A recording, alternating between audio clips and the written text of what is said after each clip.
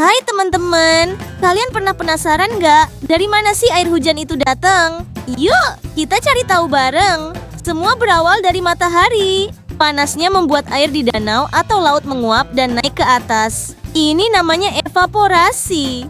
Di atas langit, uap air ini mendingin dan berkumpul membentuk awan. Proses ini adalah kondensasi. Ketika awan sudah terlalu penuh, ia akan menurunkan airnya kembali ke bumi. Inilah yang kita sebut hujan atau presipitasi.